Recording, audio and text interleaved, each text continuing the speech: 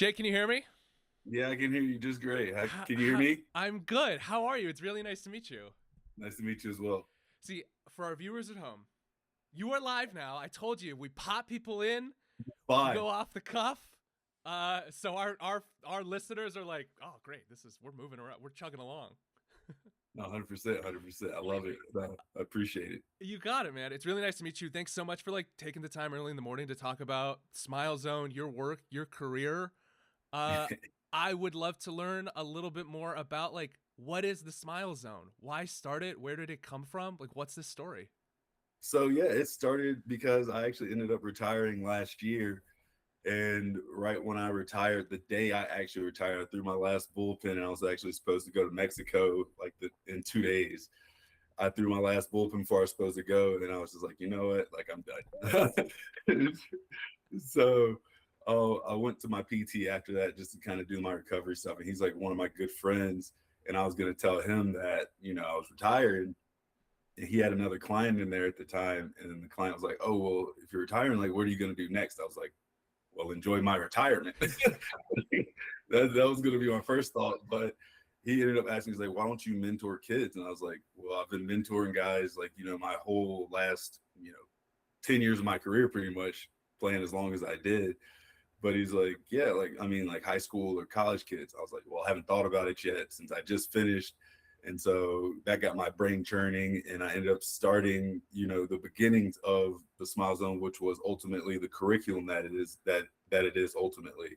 And so I started doing pieces of that, started getting it together, and got interrupted by, not interrupted really, but a blessing in disguise by Tyrone Brooks, who actually asked me to play for, be the pitching coach for the West Virginia Black Bears last year in the MLB Draft League. Cool. So ended up going to do that, but it was a blessing, like I said, because I got to use the curriculum that I had built with those guys to actually kind of have a beta test and have Yeah. something to go off of and see if I needed to change it, or if I needed to change the wording, or if I needed to change how it was built. And all those guys said they loved it, and they said they developed a little bit more under me in the 2 months I had them each, pretty much, compared to like the last 4 or 5 years they had in college and high school and stuff. So that was a testament to the program, but a testament to, like, I feel like me being able to coach as well, right? But finished that season, we ended up winning the championship. So shout out to all those guys. They were great to work with, great group of guys to build with and learn from and be a coach for, honestly.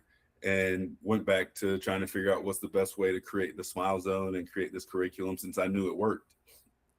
Next thing I knew, I was like, why don't I put it in an app so more people and more kids can get to it and be more available for it, and it can be everywhere and it can be more accessible, and they can just, kids have their phones 24/7, right? So like they can just pull it out and have a little mental cue, because the Smile Zone is actually a year-long curriculum. It's a 48-week curriculum in 4 phases, and each week there's a different mindset theme. So it's something that kids can use at all times, make sure that we're creating better people first.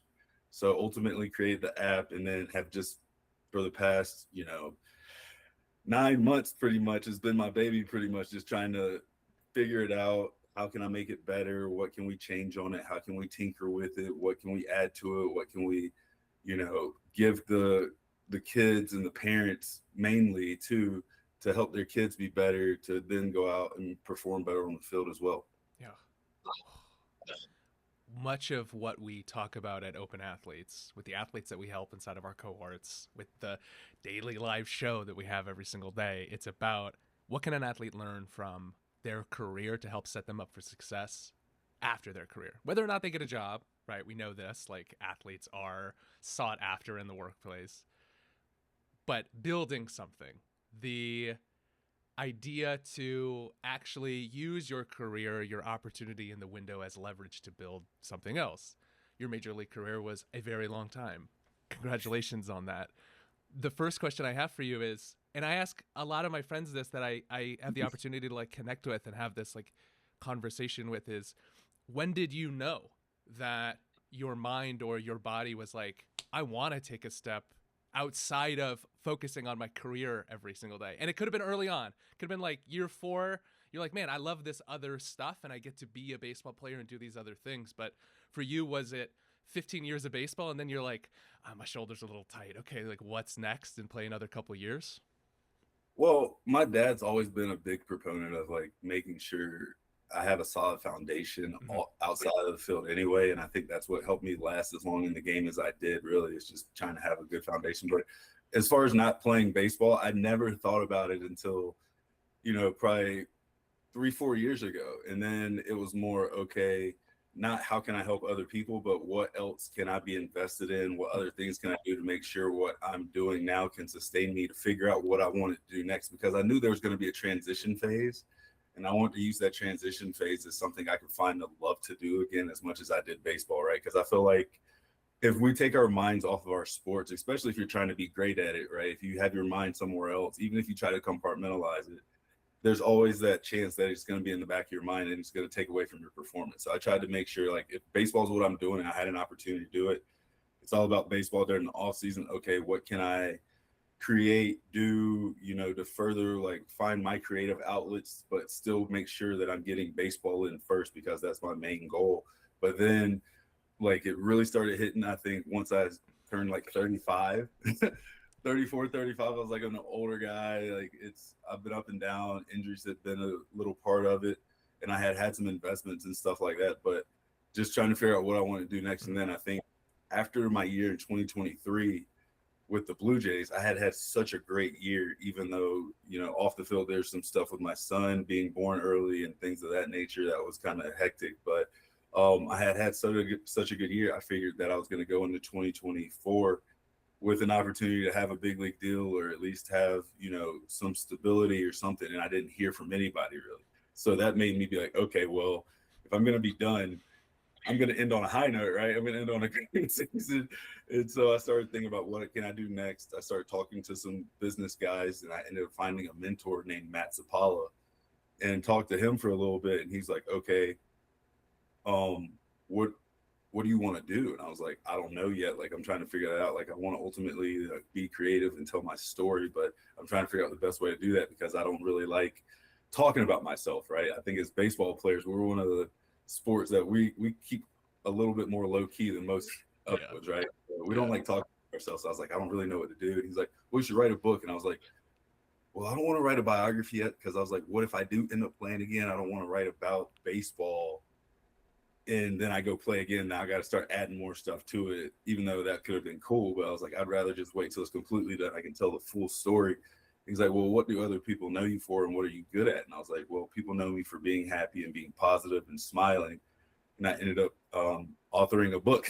It's called 9 Innings to Living Your Best Life, Achieve Success When You Smile. And that's kind of the basis of the curriculum that I ultimately built. So just that's when I really started thinking about it. It's 2023, like after that season. Also, like I said, with my son being born early and spending time at home and being a father, I was like, okay, I want to make sure I'm here for him too. So let me kind of start tapping into figuring out what's going to be next on this bucket list. Yeah. In my career, I played 2 years with the Mets, got injured, got released, played 3 years of like European baseball, qualified for the Olympics. My career was like this. And I knew early on, man, something's got to give. I got to do something else, or I'm not going to be here a long time. I could just see the writing on the wall. And one of the steps that I took was I started a company in mental health as well. And we were trying to, it's like your story resonates with me because I'm like, okay, what is the thing that I see every single day that I know that athletes can improve on? And what I thought of, this was 2019, 2020, was that the lack of infrastructure supporting organizations to prepare their athletes and prepare their coaches for anything related to mental health was staggering. Even though there was a mental performance coach in each dugout, it's not enough. In your thinking about building a curriculum, working with athletes, speaking with organizations, really doing your research to see, is this worth the time and energy? What have you found in sport mental health that has surprised you? Just that, well, now especially you lack so many guys and mentors that have been there in our sport, especially in our sport. It's more guys that are more numbers driven, that have, they're good at Rapsodo or good at TrackMan. They played high school or college, right? Yeah. But none of these guys have really played at the level that they're coaching at. And so that's what I've seen in our sport. And I think it's trickling into other sports now too. But I think because like these front offices are so business minded, they're trying to do the right thing, right? Find out the numbers, make it more entertaining. But as far as like putting people around the guys who have actually been there to help them go through this, especially in the minors to develop these guys, they lack that. They just worry about the numbers and how fast can these guys get there when they don't understand the process and what's actually happening in professional baseball, right? Even in college baseball, independent baseball, you see it like these guys go through so much. We went through so much to get there.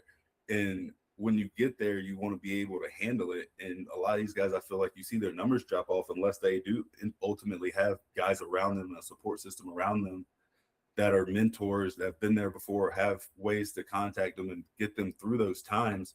They sustain success. I think that's why you see such a high turnover. And I think it goes to the support system of friends and family close to them, but the organization also only like figuring out like, okay, these numbers need to be there. They're good at this, but then they don't understand the outlying circumstances and putting who they need to around them to help them develop that. I think in the mental health space, that's key. I think me getting to where I got to, and I bet for you too, you had a lot of coaches that had played the game for a number of years, like to help you be like, okay, this is what I'm really going through. And they could be like, okay, well, this, and this, because I have been there before. So that's kind of what I'm building through this is the mentorship part of it is when kids sign up for and buy the curriculum, they get access to a premium chat and more actual monthly calls where it's going to be more professional baseball players that are going to be in there because all the guys that are working with me as other mentors are all former professional baseball players as well, which is, I tell people that's really rare to have more than two guys in the same space that are former baseball players because there's only so many of us in the first place. To have us all in the same space and give advice and then work with other kids and be able to give that guidance. Because if you have a guy that's all about the numbers that hasn't been there before, we can just take that and bridge the gap now instead of it being, we're trying to compete with these guys as well. But also in the premium space, you get access to people that I've been talking to personally over the past few months that do NIL deals, are more therapists that, have done other things that we're just building a big supportive community again to help these kids if they want to be professionals, understand the game and get to the highest level, not ever have a ceiling on that. But also we know 95% of these kids possibly won't make it to that level, right? But we want to make sure that they don't leave the game with a negative connotation. We want to make sure that they have a great foundation, that they're good people. So whatever they take with it, like we were talking about earlier, whatever lessons that we can give them and provide for them through this, that they take it to whatever they do next and they're successful and happy and positive. That's just been like the whole motto that I'm trying to give back to is just being more positive, right?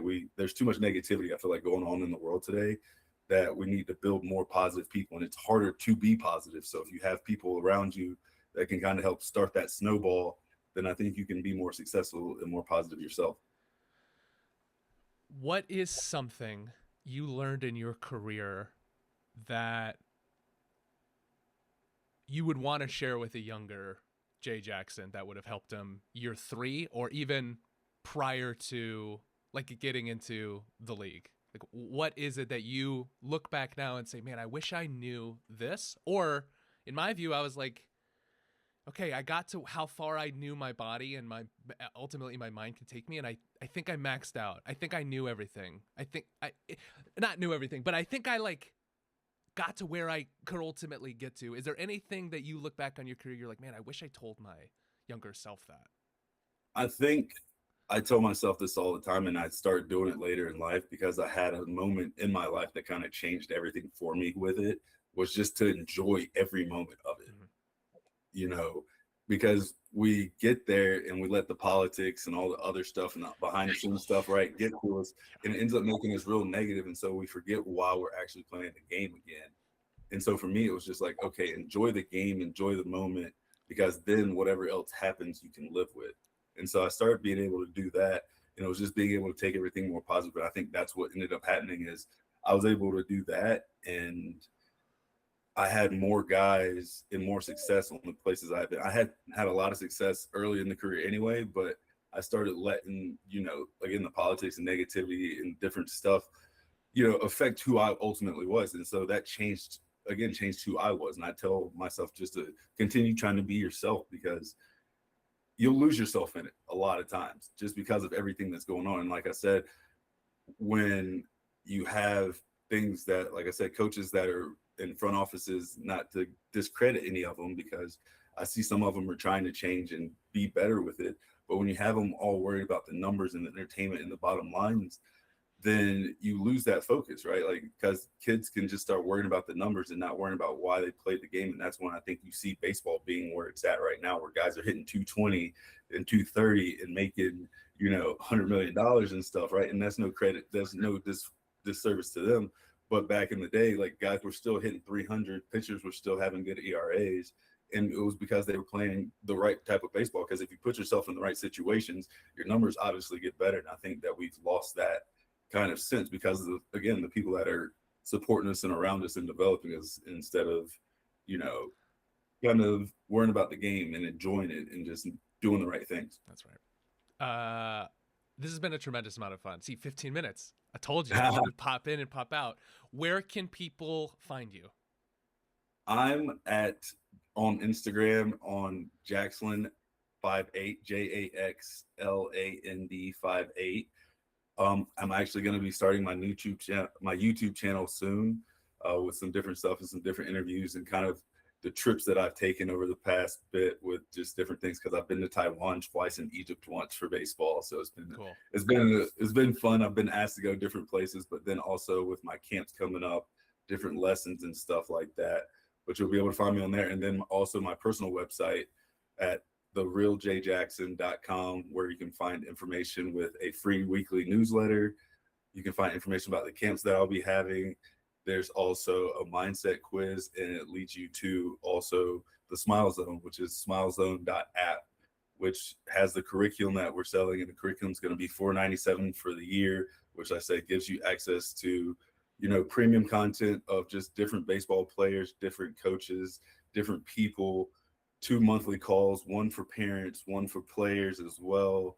That'll just give advice and give life lessons from all the coaches that'll be able to be available for those times as well. So find me on different places. And then also you can find the app as well on Smile_Zone app on Instagram as well. So we're all over the place, just trying to give as much as we can and be as many places as I can, because I do private lessons now as well. So you can reach out to me as well if I'm in Utah or in the city. But also I've been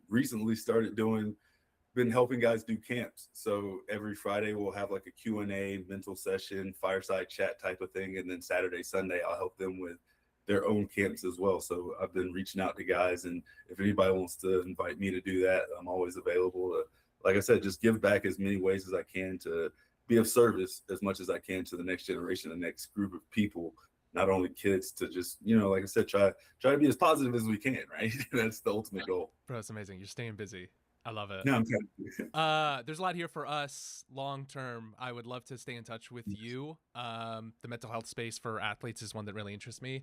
I'll reach out to you if there's anything else that I want to send out to our folks on our newsletter. Subscribe on Substack.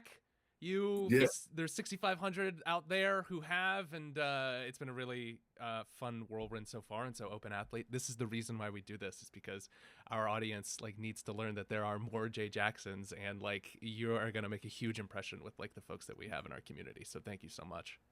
Well, thank you guys. No, thank you for having me. It's a pleasure. Anytime that I can, like I said, be of service or come back on and talk to you guys, I'm always willing and able to be here. I appreciate it. Appreciate it, Jay. Thanks. Nice to meet you. Thanks, you too. See ya. Yeah. That's why my job is the best. This is why my job is the best job in the entire world. Okay? Because I get to talk about sports for a living. I get to talk to former Major League Baseball players about being a Major League Baseball player. Man, you'd have told me 6-7 years ago, Jeremy, you get to do this every single day. You're going to put yourself in a position to talk about this stuff every single day. Man, this is so much fun. Jay, what an amazing story Jay Jackson is. I cannot wait to learn more about SmileZone. I would love for Mind Ready and some of the other things that he's doing to participate in the program, if I can help in any way. Man, I would love for you to participate in the SmileZone. So much that a guy like that who's like really motivated to help people. I I have uh been part of conversations where, well, shouldn't mental health education be free? He's committing to you, premium content, all this stuff. Like, he's committing to you. That is worth it. The commitment to him in the same exact way, the commitment to his community is worth it. Whether or not, like, on the outset, you're like, wow, shouldn't this be free and shouldn't, like, no, it shouldn't. He's an athlete. He's giving his time back and his energy back. And I think he's doing absolutely the right things with the SmileZone and his intention with all this and his ability to like bring a community together to talk about the mental health of athletes. Like, I have been there. I've been an athlete who's wanted to participate in something like that and didn't have anything. And I've built something myself, Mind Ready. It was solving the same problem. And it's okay if there are multiple companies doing it. That's totally fine because there's enough, trust me, there's enough education that can go around. And so if you're interested in that, like, commit to that, because having conversations, doing, like, intentionally doing the work that has been created will help you as a parent, you as a coach, or you as an athlete, or your athlete improve regardless of the age. Even having the conversation, even sitting down and comprehending the things that are being taught from a former minor leaguer like me or a former major leaguer, initiating the conversation has already proven to be beneficial for all, if not most, of the athletes that I've ever talked to and work with. Having the conversation, opening up the dialogue about how we're feeling, like, during and after competition, during and after failure. Good on Jay Jackson, and we will send everything, like, in the newsletter after our show today. And man, 17 years in the big leagues, going, it is probably busier now than he was when he was playing. That's how you do it, athletes out there. Play your career, you do the things that you want to do, and then you say, like, how can I transition into something? This show presented by Athletes Fund. Athletes Fund. Do you want to start a business? Are you an athlete? Come to Athletes Fund. Open Athletes is presented by Athletes Fund. Open Athletes and Athletes Fund are best friends, and they work together. The venture fund that backs current and former athletes building real companies. If you're like, I have an idea to build a mental health company like Jay, do it.